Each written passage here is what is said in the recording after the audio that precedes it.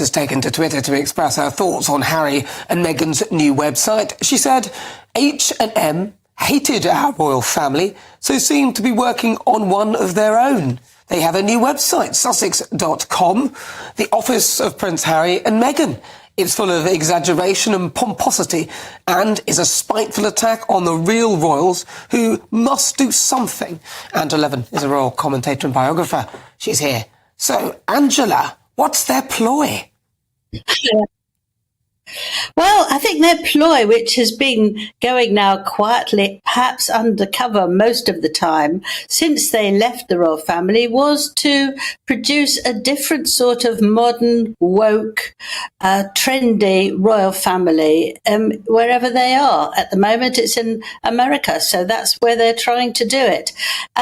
We saw this in 2020 when they had a very big presentation of themselves in California, where there were lots of where people had died during the war, and they went round and looked at everywhere to do it instead of what we were doing in London. And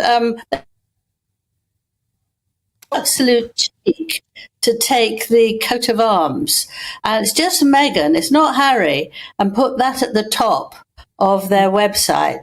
I mean, it's astounding.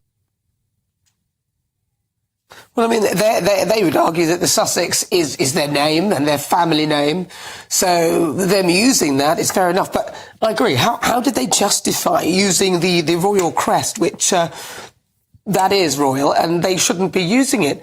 Why do you think they've chosen to go in that direction when clearly people aren't looking on them favourably?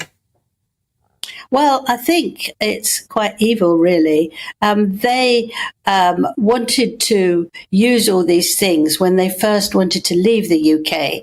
And Queen Elizabeth, now passed away, said they can't use the royal family's name to make money. And now they're smirking and they think they can. Who's going to stop them?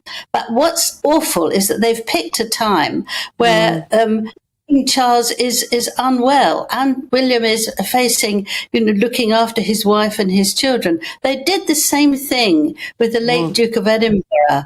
And although he was dying in hospital, not to say that King Charles is dying whatsoever, but he was dying in hospital, and they went on Oprah Winfrey's show and they made the royal family even more upset than what they were before. What do you make of, because on the website they've described themselves, I think Harry described himself as a humanitarian and Meghan human rights, yet it almost feels laughable that they have the audacity to say these things when they're lacking, it would appear, any level of empathy for their own family. Yes, well, it's a lot, they use the word compassion, but they've got it for maybe everybody else, but not for Meghan's family apart from her mother or from Harry's family. They are the biggest hypocrites ever known, I think, in my life. It's just terrible how they are behaving. Yeah. What can the royal family do about it, though? Obviously, it almost feels like they pick a time when the family are powerless and then they go in, because the king is, at the moment he's struggling. Angela Levin has just reignited a fiery royal debate, and this time, she's not holding back. The veteran royal biographer claims Prince Harry and Meghan Markle aren't just disgruntled ex-royals, they're actively working to create their own woke royal family. Yes, their own monarchy, built on activism, celebrity, and media control. Levin says this isn't just a coincidence or clumsy PR.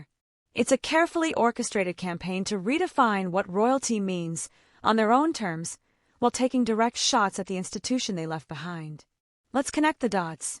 Since leaving the UK in 2020, the Sussexes have mirrored royal behavior, but in their own carefully branded way. Global tours? Check. High-profile speeches? Check. Public charity work with camera crews in tow? Check. And what about the titles? They still use Duke and Duchess for clout, even as they criticize the very system that gave them those titles. Catherine is obviously unwell as well. The royal family are now weak because of all of this. It's almost as though when they're weak, they go in. It just feels awful. Yes, that's what they did with the Duke of Edinburgh. They're doing it again. They see a gap and they're trying to fill it. I think it's really because they, particularly Meghan, she has to win. She wants to be equivalent of a queen. She wants to rule everything, but she has no compassion. You think about what she's like with her father. He hasn't seen her grandchildren. And I think that she doesn't really realize what sort of human being she is. She's not kindly, but also she's not a feminist. She claims to be one, but actually she's married someone with loads of millions and is seeing her fortune that way. All the money most of the money that they've earned is by being thoroughly nasty about Harry's royal family. It's not someone who's really made herself. This is someone who's clutching on to something that is not hers and turning into vast amounts of money. Although she would probably argue that she had kind of made herself. She was very doing relatively well doing Suits. I never watched the thing. I don't think I could watch it. But she literally hasn't come from absolute obscurity. She has worked hard and got her own stuff. But let's move on to Queen Camilla, because she has really shown her mettle over the last week, hasn't she? She's done all those engagements instead of Charles, and really feels like a glue that's kept the family together. Yes, very much so. I mean, it's very interesting because when she was first asked, soon after her marriage, whether she would like to visit a charity, she said, I'm going to the hairdresser one day this week and then seeing a friend for tea. So she had no idea. But now she told me when I was doing her biography, the more she's worked, the more she gets addicted to it and the more she loves it. And the more she reasons that the position she's in, first Duchess, now Queen, she can help people in a major way. She's done a lot with cancer, with Maggie, it's called, the company, and she can help Charles. She knows what will make him smile, his comfort, and she's sticking to him absolutely to be there for him. She wanted to be his rock. Angela Levin argues that this double standard is intentional. It allows them to play the role of modern royals without the responsibility, discipline, or tradition that comes with it. Levin describes their version of royalty as a woke monarchy, where virtue signaling, political correctness, and celebrity influence replace centuries-old royal customs. Whether it's Meghan's speeches about gender equality while wearing designer gowns, or Harry preaching about climate change while boarding private jets, the hypocrisy is clear, and yet they continue to position themselves as moral authorities. Instead of serving the people through institutions, they serve followers through social media. Instead of duty, they push personal branding. Levin warns this isn't just PR, it's a parallel royal institution that challenges the values of the real monarchy. One of the biggest examples of this, their Nigeria trip. The entire event was structured to look and feel like an official royal tour, complete with press coverage, speeches, fanfare, and staged photos.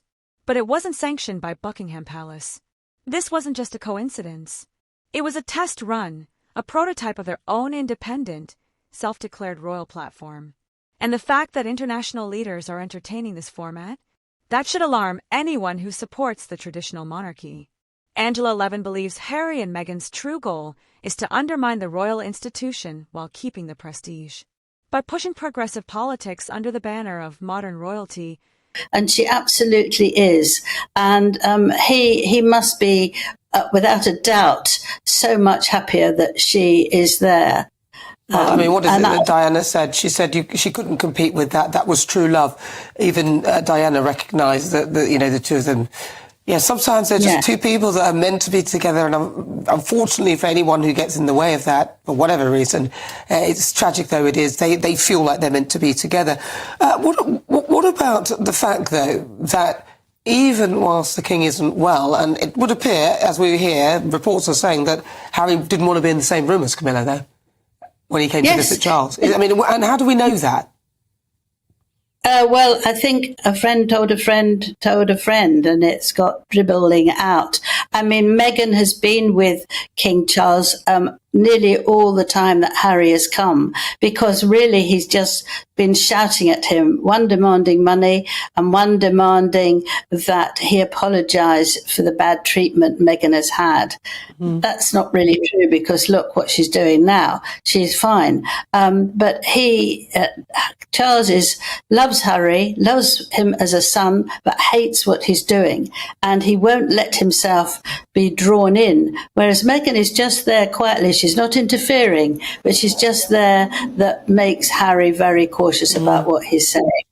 I don't know which one's worse. I mean, they seem both equally as bad as each other, and they feel like a toxic kind of combination together, which doesn't really bode well for the royal family. That's how I see it, but...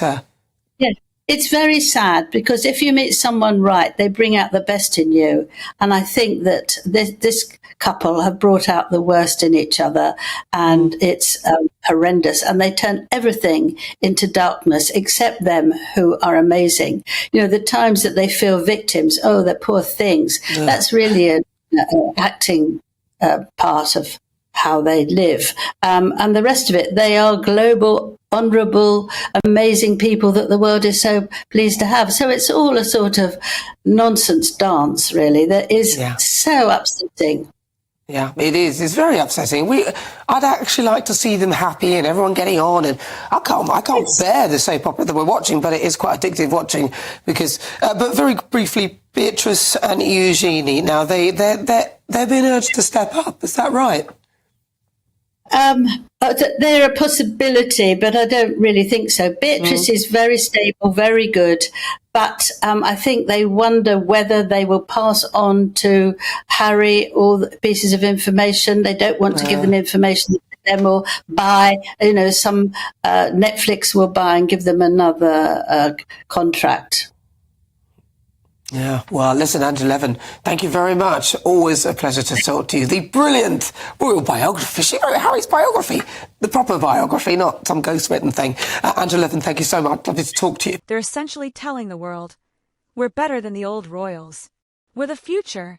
This is dangerous, Levin argues, because it feeds into global narratives that paint the monarchy as outdated, colonial, and irrelevant. By contrast, the Sussexes present themselves as diverse, global, and morally superior, regardless of whether their actions match their words. Here's the uncomfortable truth. Despite all the backlash, Harry and Meghan still draw global attention.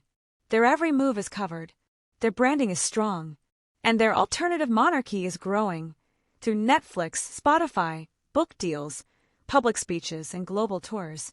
Angela Levin fears they're slowly gaining influence in a way that's unofficial but very real. And that influence is being used to reframe the monarchy, not just leave it behind.